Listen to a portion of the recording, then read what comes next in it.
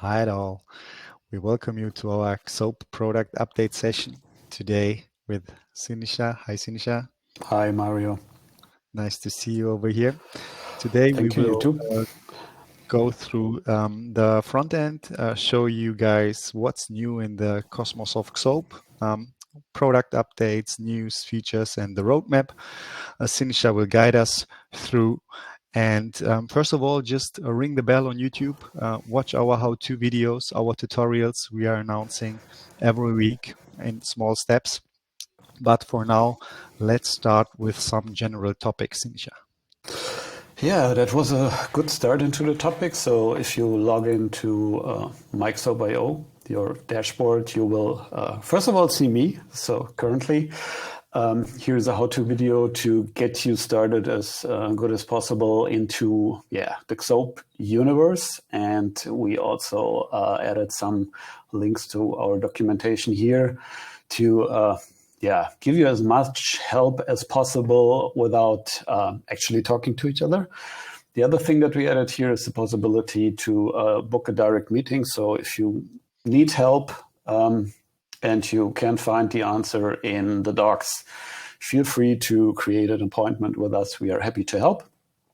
And we also added here the GitHub link to our GitHub repositories where you can find like more resources for config management or image management.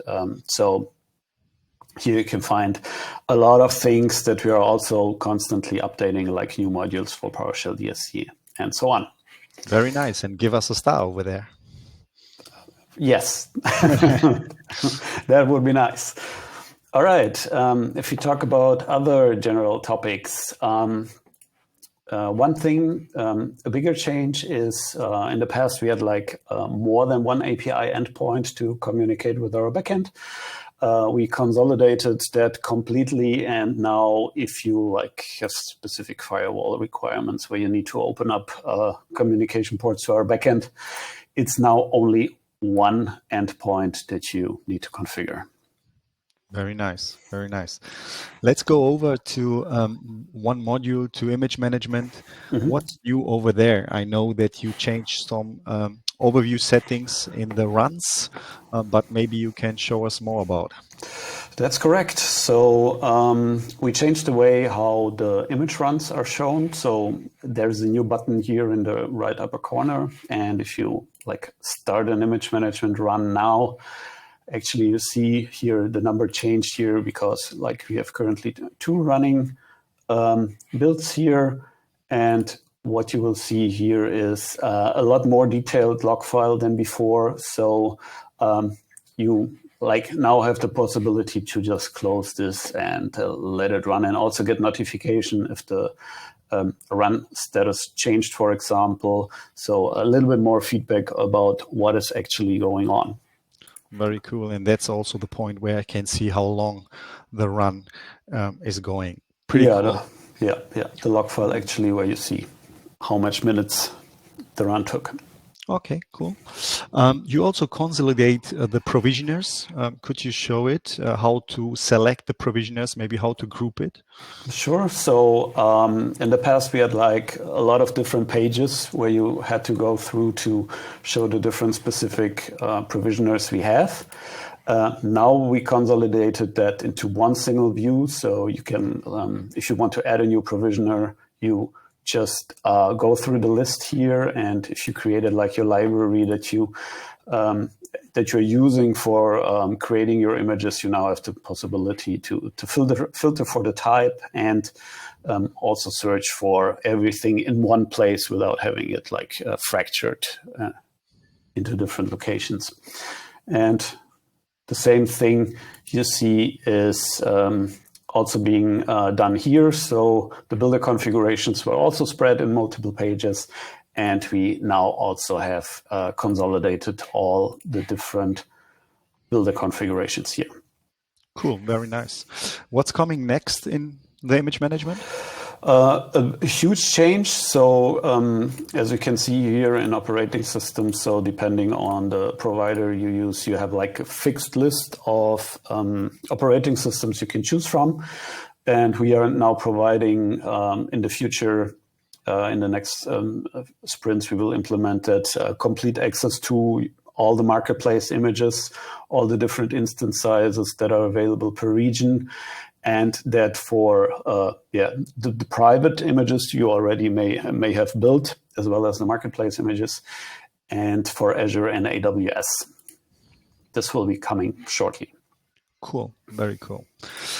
Let's go over to configuration management. There are also some changes in code signing and encryption of DSC configurations. Yes. So what we changed here is every workspace you create via Microsoft, for example, gets its own dedicated code signing certificate that is used, and all the configurations that are being automatically encrypted were in the past also encrypted also here in the front end, so you couldn't see actually what was happening there.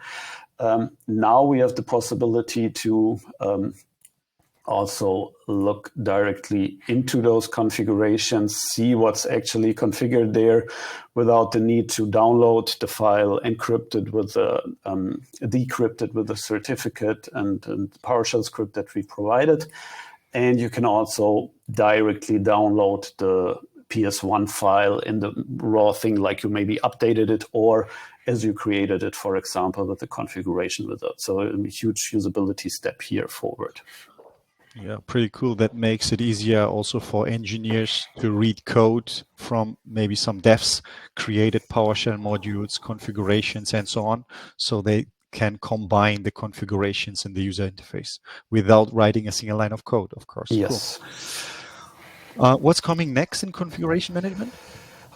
Configuration management. So we are currently working on a lot of different modules that we are providing. So actually we are creating RDS modules, so to spin up complete remote desktop services environments.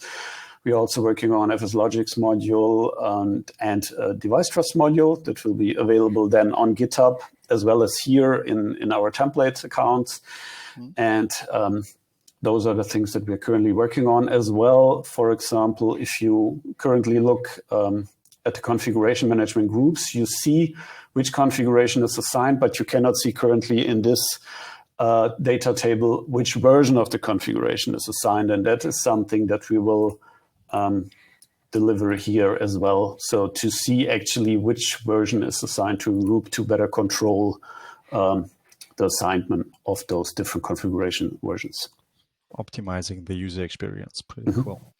Okay, let's go over to application management. I know you changed something for uploading application packages. Let's see what's happening. So actually, it looks a little bit different now. I will just throw in a few packages here. And you see the upload process changed a little bit. So you will get more detailed feedback of what is actually might be going wrong. So if you have like a corrupted folder or a not valid zip file that you're uploading. So that's something that we improved here. So you also get an overview of the successful uploads and which might fail and why they might fail. So that's something that we improved here.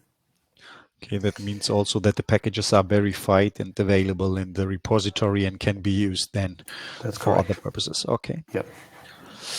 Yeah, pretty cool. Looks everything very nice. Looking forward to everything. What's coming next? I have one more thing to show.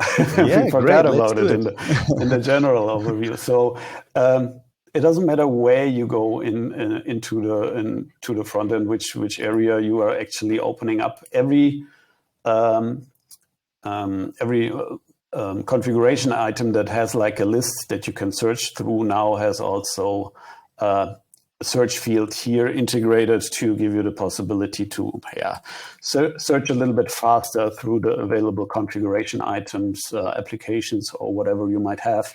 That's also an improvement that we did here on the usability side of the things that we could do. Okay, cool. Yeah, Sinisha, thank you for the update. You're welcome. On the point, what's happening. See you guys next time. Hopefully you enjoy it and have a nice day. Have a nice day. Bye-bye.